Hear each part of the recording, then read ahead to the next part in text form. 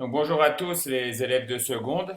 Je suis désolé pour le Zoom qui a dû être annulé, mais j'ai eu des problèmes avec Mkali et je n'avais pas Internet. Donc l'idée de ce TD que je vais laisser, de l'activité numéro 6, c'est de comprendre les relations qui existent entre des zones du cerveau qui sont ici, qu'on appelle l'hypothalamus et l'hypophyse, et les testicules dans un premier temps, et on verra que chez la femme, l'hypophyse et l'hypothalamus influencent aussi les ovaires. Donc pour comprendre cette relation, en fait, on va parler d'expérience et dans chaque, j'ai fait 5 ou 6, je ne sais plus combien, 7 petites expériences et il va falloir que vous remplissiez ce que vous pouvez déduire de chaque petite expérience. D'accord? Avec une phrase simple, qu'est-ce que j'ai appris ici? Donc en fait, quel est l'historique de tout ça? C'est qu'on avait remarqué que si des personnes qui ont un cancer de l'hypophyse, qui est une petite glande donc située en dessous du cerveau, on s'apercevait qu'ils arrêtaient, ils avaient des perturbations de leur cycle sexuel, ils arrêtaient par exemple de fabriquer des spermatozoïdes pour les garçons. Donc, vous êtes chercheur en laboratoire et vous cherchez à comprendre quel est le rôle de l'hypophyse. Pourquoi, si mon hypophyse ne fonctionne plus, pourquoi mes testicules ne fonctionnent plus? On avait aussi montré que si on prend des animaux et qu'on les castre, c'est-à-dire qu'on enlève les testicules, on s'aperçoit que les hormones fabriquées par l'hypophyse, qu'on appelle la LH et la FSH, ces deux hormones voient leur taux anormalement s'élever. D'accord? Donc ça, c'est des observations qu'on a faites qui ont justifié la série d'expériences. Donc première expérience, j'enlève l'hypophyse. Et je m'aperçois que les testicules arrêtent de produire de la testostérone et que les caractères sexuels secondaires disparaissent et que la spermatogénèse, la fabrication de spermatozoïdes disparaissent. Donc ici, il faut que vous m'écriviez une phrase. D'après vous, qu'est-ce que vous apprenez quand vous observez ça? Qu'est-ce que vous pensez? Qu'est-ce que vous trouvez comme idée? L'expérience numéro 2, à ce rat qui n'a plus d'hypophyse, on va lui injecter des extraits d'hypophyse, c'est-à-dire qu'on va lui injecter les deux molécules qu'elle fabrique, les deux hormones qu'elle fabrique, qui sont la FSH et la LH. Si j'injecte de la FSH et de la LH, on s'aperçoit que les testicules recommencent à fabriquer de la testostérone, donc les caractères sexuels secondaires reviennent, donc les spermatozoïdes recommencent à être fabriqués.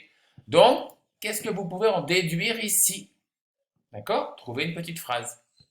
La castration des rats pubères. Lorsque j'enlève les testicules à des rats adultes, je m'aperçois que l'hypophyse augmente énormément sa sécrétion de LH et de FSH. Alors, comme il n'y a plus de testicules, évidemment, il n'y a plus de testostérone, il n'y a plus de caractère sexuel secondaire. Donc ici, quelle est l'influence que vous pouvez trouver des testicules sur l'hypophyse? Ici, l'hypophysectomie et injection de LH. J'enlève l'hypophyse et au lieu d'injecter de la LH et de la FSH, j'injecte seulement de la LH. Je m'aperçois que dans les testicules, les cellules de Leydig recommencent à fabriquer de la testostérone, mais que je ne fabrique pas de spermatozoïdes. Expérience numéro 5, l'hypophysectomie et j'injecte de la FSH, c'est-à-dire que je n'injecte pas de LH, seulement de la FSH. Je m'aperçois que je ne fabrique pas de testostérone, mais par contre, je vais avoir absence de spermatogénèse et donc ça ne va pas fonctionner. Donc qu'est-ce que je peux apprendre ici? Expérience numéro 6, j'injecte la FSH et la LH, et là je m'aperçois que les testicules recommencent à fabriquer de la testostérone et que je recommence à fabriquer des spermatozoïdes. Donc quelle est la petite conclusion que vous pouvez trouver? Et enfin, quand j'ai fini, si je détruis les neurones de l'hypothalamus, donc l'hypothalamus c'est la petite glande qui est au-dessus, la petite partie du cerveau qui est au-dessus de l'hypophyse. Si je détruis l'hypothalamus, je m'aperçois que je n'ai plus de FSH et de LH, je n'ai plus de testostérone, je n'ai plus de fabrication de spermatozoïdes et je perds mes caractères sexuels secondaires. Donc qu'est-ce que je peux en déduire ici sur le rôle de l'hypothalamus? Une fois que j'aurai fait tout ça, l'idée c'est de compléter ce schéma. Essayez de mettre des liens par des flèches sur ce schéma.